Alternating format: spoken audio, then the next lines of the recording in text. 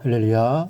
사랑하는 대강의 가족 여러분, 오늘 하루도 하나님의 말씀과 동행하는 삶이 되길 소망합니다. 오늘 함께 나눌 하나님의 말씀은 사도행전 3장 11절에서 16절 말씀입니다. 나은 사람이 베드로와 요한을 붙잡으니 모든 백성이 크게 놀라며 달려나아가 솔로몬의 행각이라 불리우는 행각에 모이거늘 베드로가 이것을 보고 백성에게 말하되 이스라엘 사람들아, 이 일을 왜 놀랍게 여기느냐?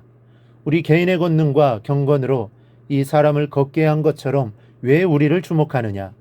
아브라함과 이삭과 야곱의 하나님, 곧 우리 조상의 하나님이 그의 종 예수를 영화롭게 하셨느니라. 너희가 그를 넘겨주고 빌라도가 놓아주기로 결의한 것을 너희가 그 앞에서 거부하였으니 너희가 거룩하고 의로운 일을 거부하고 도리어 살인한 사람을 놓아주기를 구하여 생명의 주를 죽였도다. 그러나 하나님이 죽은 자 가운데서 그를 살리셨으니 우리가 이 일의 증인이라. 그 이름을 믿음으로 그 이름이 너희가 보고 아는 이 사람을 성하게 하였나니 예수로 말미암아 난 믿음이 너희 모든 사람 앞에서 이같이 완전히 낫게 하였느니라. 아멘. 이 베드로가 구걸하는 안전뱅이를 일으켰을 때 이 사람들의 놀라움이란 이루 말할 수 없을 정도였습니다. 성전이 발칵 뒤집혔을 정도로 모든 백성이 크게 놀라며 솔로몬의 행각에 모여들었다고 성경은 당시의 일을 회고합니다. 바로 이적의 주인공인 베드로를 보기 위해서였습니다. 아마 세상 사람 같으면 이런 다시 없는 기회를 놓치지 않았을 것입니다. 자신의 이름을 내고 스타가 되어 무사람의 존경과 선망의 대상이 되고자 했을 것이고, 경우에 따라서는 얼씨구나 하고 돈벌이에 이용했을지도 모르는 일입니다. 비단 세상 사람들뿐만이 아닙니다. 오늘날 교회 안에서도 능력이 있다는 사람들이 겉으로는 하나님께 영광을 돌리는 척하면서 사실은 자기를 내세우고 자기를 알아주기를 바라는 경우가 얼마나 많은지 모릅니다. 한번 어느 여지사님이 이런 일이 있었다고 합니다. 그분은 한쪽 다리가 짧은 불구자였는데 얼마 전에 자신이 다니는 교회에서 열린 부흥회에서 자신의 다리가 5cm쯤 길어지는 것을 몸소 체험했다는 것입니다. 그런데 그 당시 부흥 강사였던 전도사님이 그 지사님에게 말하기를 다리가 늘어났지만 늘어난 다리가 힘을 얻어 정상적으로 걷게 되려면 2달 정도는 기다려야 한다고 하면서 그 사건을 부흥회 내내 강구하면서 자신을 은근히 드러내더라는 겁니다. 그러나 이 지사님은 다른 사람이 아닌 바로 자신의 다리가 늘어났기에 마냥 은혜스럽기만 했다고 합니다. 그런데 문제는 그 다음이었습니다. 부흥회가 끝나고 1달, 2달은커녕 며칠 지나서 양쪽 다리를 대어봤더니 전과 마찬가지로 한쪽이 다시 짧아져 있더라는 겁니다.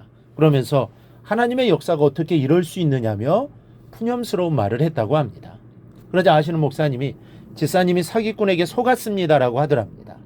여러분, 전문 안마사들의 말을 빌리면 사람의 다리라는 것이 신의의 은사가 아니라도 안마를 받고 관절 같은 곳을 마사지 받으면 5cm 정도까지는 늘어난다고 합니다.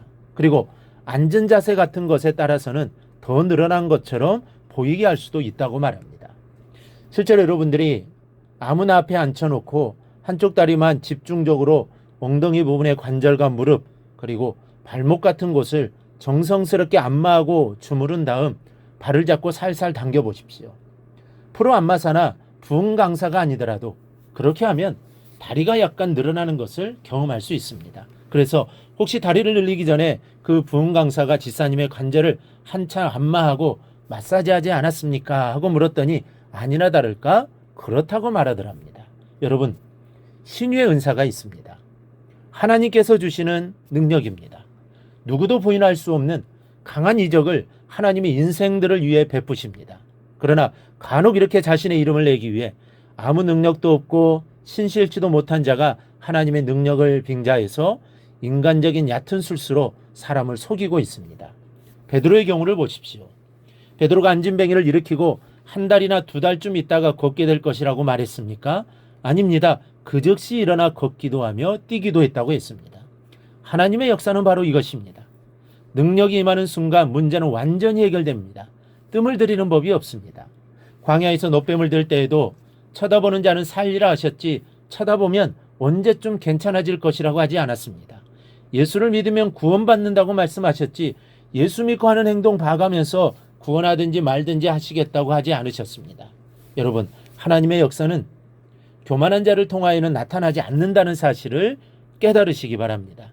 하나님의 역사는 베드로처럼 사람들이 자신을 알아주려고 할 때 진심으로 자기를 감추고 하나님만 드러내려는 자를 통하여서만 나타납니다. 여러분에게 능력이 있습니까? 여러분 주변에 누구에게 능력이 있다는 얘기가 들려옵니까? 자신을 돌아보고 능력 있다는 사람의 태도를 보십시오. 안 그런 것 같으면서도 자기를 나타내는 사람은 제대로 된 일꾼이 아닙니다. 눈꽃만큼도 하나님의 영광을 가로채는 새서는 일꾼이라고 할 수 없습니다. 오직 왜 우리를 주목하느냐 하고 자신을 감추는 사람, 오직 주님의 십자가와 부활 증거하기만을 애쓰는 사람, 자기는 없고 마치 하나님을 대하는 것 같은 느낌을 갖게 하는 사람이 신실한 하나님의 종이요, 그러한 종들이 일으키는 이적이야말로 하나님의 권능입니다. 그러므로 사람을 통하여 하나님의 능력이 세상에 나타났을 때 오늘 본문의 유대인들처럼 사람을 보는 잘못을 범하지 않기를 바랍니다. 사람이 아니라 하나님이 하신 일이기에 사람을 하나님처럼 대하는 일이 없어야 합니다. 잘못하면 신실한 종을 타락시켜버릴 수도 있다는 사실을 기억하고 오직 하나님의 권능과 그 성호만 찬양하시기를 바랍니다. 그러면 그 일을 통해 하나님이 영광 받으실 것입니다. 하나님이 영광 받으면 되는 겁니다. 우리의 삶의 목적이 이것이기 때문입니다.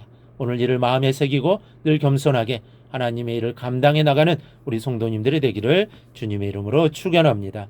오늘 묵상한 말씀을 굳게 잡고 삶으로 실천하며 살아내는 대강의 모든 성도들이 되기를 축복합니다.